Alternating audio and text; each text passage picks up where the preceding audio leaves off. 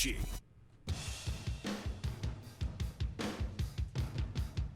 We're on the James Crebbia Show on Fox Sports Eugene. Andrew Hobner with you. Producer Brian with you in the Bigfoot Beverages Studios on a show presented by Dairy Mart. And joining us now on the Oregon Man Clinics hotline, he is the man behind the curtain at Duck Digest. His name is Max Torres, and it seems like he finally has some ventilation in his apartment after 2 weeks of 110-degree weather. Max, how you doing, bud?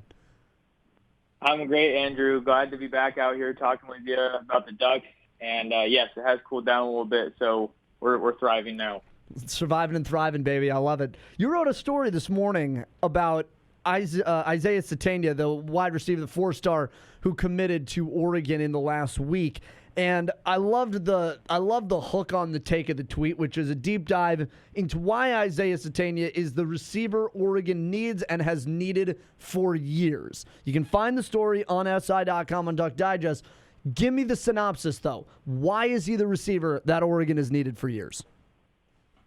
Yeah, I mean, basically what it boils down to, Andrew, is, I think the image of the Oregon offense has for so long been, kind of stuck in or rooted in Chip Kelly's, just electric, high intensity, rapid fire, really fun to watch. And I think Joe Moorhead is, he's building some of that, but he's meshing it with Mario Cristobal's kind of physicality, winning at the line of scrimmage type of deal. And I think what Oregon's been lacking at the wide receiver position, I mean, I want to say that they do have a bunch of talented wideouts, but they've been lacking, kind of a game breaker, someone who can really take the top off of a defense that just has some really, really high-end speed. And I think that just when you look at how speed wide receivers are used at the highest level here in college football, at the Blue Bloods, they really just add a whole new dimension to those offenses. And I think that Sategna is really going to be that special talent that the Oregon offense has needed for a while.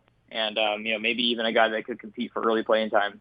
Oregon fans, I would imagine, when you say game breaker, conjure up an image of DeAnthony Thomas, maybe a Devin Allen type of player in there.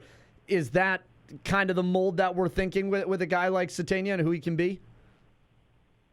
Yeah. I in the story I have on Ducks Digest, I wrote a little bit about Devin Allen since he was kind of, the last pure speed guy that I could really, nail down when I was looking at the Ducks. But I think, I see a little bit of DeAnthony Thomas, but it's interesting that you asked that because I think that, when we're talking about Oregon football and the kind of, players that they're bringing into Eugene, I think that we kind of need to transition away from DeAnthony Thomas, not to say he wasn't a phenomenal player, but we need another guy to come to Eugene that is going to be, for example, the next Isaiah Sategna, someone who's going to, pave their own way and just be someone that can, match and hopefully even eclipse what DeAnthony Thomas was to the Chip Kelly offense at Oregon.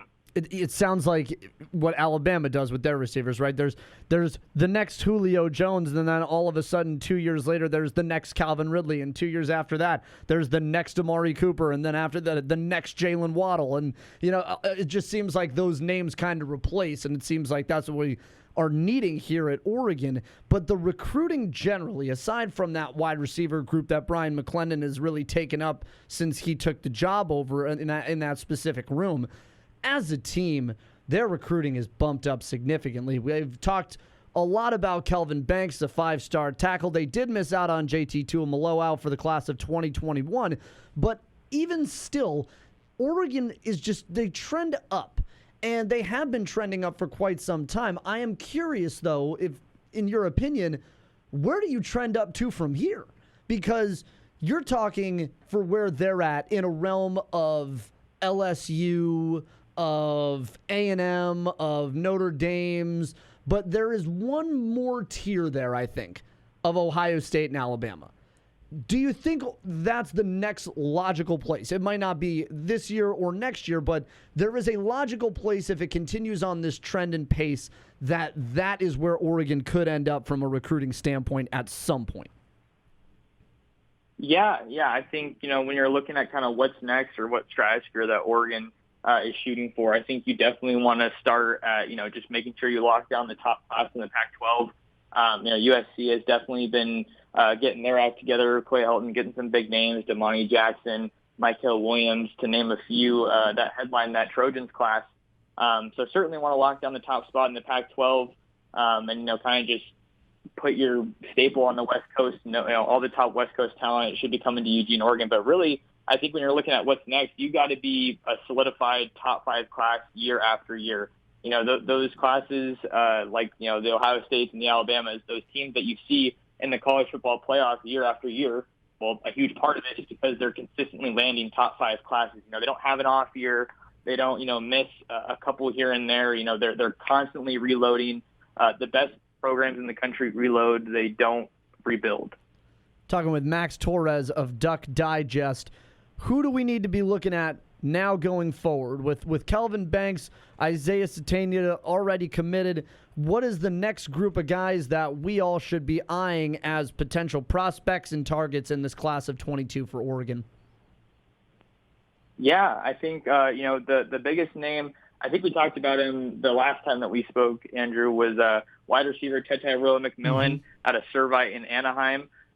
He's looking to wrap up his college recruitment towards the August timeframe before his senior season. I got to talk to him a little bit when I was out there in LA at the opening, got to, kind of get some insider intel on that and kind of seeing where the Ducks are.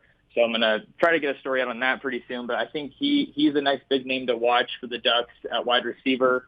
And then you also have Robbie Snelling, a linebacker out in Nevada, two-sport guy, also plays baseball. He was one of the first visitors that Mario Cristobal and his staff brought to Eugene to start off visits this summer.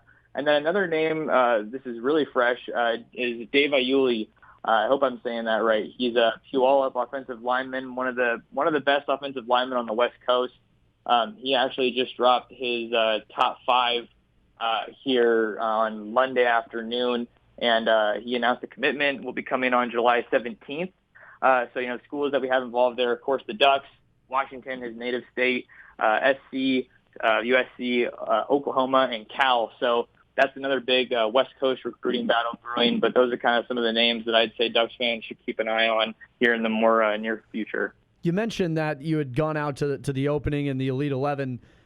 Duck targets for recruiting aside, when you were out there, who was a guy? Because I feel like we have these moments, right, where we'll see guys when they're practicing in high school or doing some of these side events, and in our heads as reporters, we'll be like, okay, that kid's, I'm going to see him in the NFL. I'm going to watch him on Sundays. What was a guy or two that you saw that flashed that potential, if any? And they don't need to be someone Oregon's targeting and recruiting. It can just be the person you saw that jumped off the page to you the most. Oh, man, that is a tough question. We saw so many good players out there. I think, some that come to mind, I think that I'm not sure if I would project NFL necessarily, but, just really looking like a guy, right? A guy who can contribute at the college level. Damani Jackson really impressed me. He's a local kid out there in the Los Angeles area, one of the fastest guys in the entire country. And that's a big guy that USC wants to hang on to, and it's going to be interesting to kind of see how that battle goes back and forth. But another one that maybe people don't know about too much is Deuce Robinson. Just an absolute towering tight end out of Pinnacle High School in Arizona, looking like he's around 6'6", 225, 230 range. He's a 2023 guy, so he's only entering his junior season, but he is absolutely blown up on the recruiting trail. Made some big visits kind of out in the SEC country, out in the Florida area as well. He's a guy that, the Ducks are in, just to bring it around to Oregon a little bit. But I think, just when we're talking about him, I think that Arizona is a state that, the more I cover Oregon recruiting, I'm seeing Mario Cristobal and his staff, making sure they have a heavy presence there to set up, another big pipeline, out in the western area of the U.S. here. Max Torres from Duck Digest on the Oregon Man Clinic's hotline with us. We talked a little bit before you came on the show, Max, about the weight of expectation and what comes next for this Oregon team, right? We look at what the next 2-3 years and project based on the quality of their recruiting classes, what that next step is going to be. I'm of the mindset that people might be expecting some type of playoff this year. I don't think that's going to happen just because the quarterback situation still seems in a little bit of flux, and there's also the matter of Ohio State on the early schedule, and if you lose to them, you have basically to run the entire table and go undefeated the rest of the way to have that shot in the Final Four. I'm of the mindset that fans should probably temper expectations to maybe something similar to that 2019 season and not be walking into this expecting to see playoff or be disappointed if they don't get there. What is your view from 30,000 on what this team is, how it is composed, and what a good season under Mario Cristobal would be this year for this Duck team? Yeah, I think I kind of, side more on where you're coming from, Andrew. I think, all the pieces are certainly there, to have those playoff aspirations. But, all of the, elite teams, the Bama's, Clemson, Ohio State, Oklahoma's, they all have just absolute studs at quarterback. And this isn't any kind of a dig on Anthony Brown, but, we haven't seen, quite what he is in this Oregon offense, this Joe Moorhead offense. Looking like right now it's his job to lose, even though, got some talent to enter Claxton that could, certainly push him a little bit. But I think, the Ducks are really going to go as far as he can take them. I think that, the offense is in great shape to take a big step forward this next year, given the amount of returning production they have and just the I was going to say influx, but the injection, there we go. The injection of 2021 talent, true freshmen that we got, like Troy Franklin. When I was at the spring game watching him, he was making some big plays. Dante Thornton, another guy. So I think the offense is probably where I'm the most confident right now. You've got some dudes developing along the defensive line as well. But yeah, I think that I'm kind of in the same area. A Pac-12 championship would definitely be a good goal to shoot for. Winning a game over Washington since they didn't get to play last year because of, a cancellation. I think those would be really big. And then, hoping for a New Year's Six Bowl. I think, people shouldn't, be quick to say, hey, it's not a successful season if we didn't go to the playoffs or if we didn't win a national championship. Mario Cristobal and his staff have done a fantastic job of building this team and building dependable depth, but I don't think they're quite there just yet. Max, one more for you before we let you go. When Mario first arrived, a lot of the discussion in the recruiting circles was basically about this idea that he was bringing the juice, so to speak, and there was something different about the program, the way they recruited people, and the intensity with which the staff worked. I was listening to Josh Pate from 247 a week or two ago, and his point about where Oregon is that now it's not really like the pirate ship run by Mario Cristobal that's coming and stealing your best players. It is the brand is now coming to take your players in any state that is needed for who the athletes are that they like.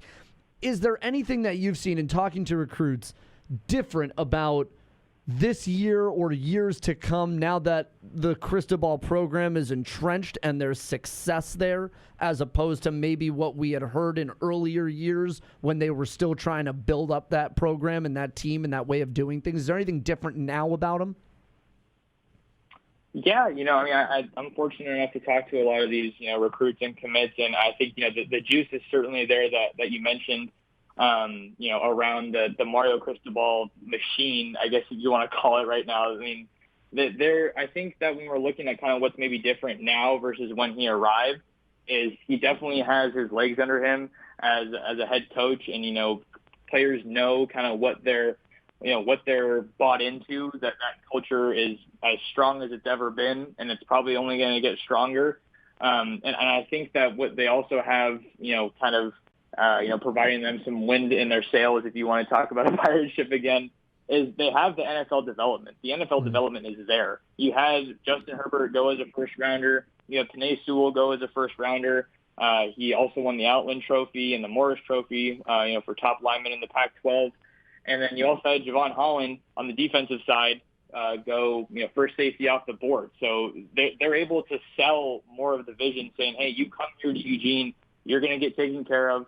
We have some of the best coaches in the country, and we have that proven track record of NFL development to get you to the next level. And I think just the outworking that Mario Cristobal, the relentless pursuit is, I think, what he calls it, the relentless pursuit of him and his staff after these top recruits in the country. And, just the overall pitch, it's getting harder and harder for recruits to turn down. And I think that, NIL in this era, kind of moving forward with the whole branding, like you said, of Oregon athletics, it's as strong as it's ever been. And I think that, if they continue to put out a good product on the field, that recruiting pitch is just going to get even better for recruits coming to Eugene.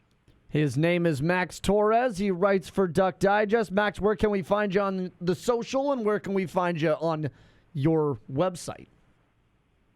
Yeah. So you can find me at ducksdigest.com. That's the Sports Illustrated channel covering the Oregon Ducks. You can find me on Twitter at mtorresports, just my name, TORRES SPORTS. And then you can also follow us on Twitter at Ducks Digest. And then I got a YouTube as well, just Max Torres. You can find a picture of me in my bucket hat at the Elite 11 in the opening, looking to build that up and just, be everywhere. Max, thanks so much, man. Always enjoy having you on.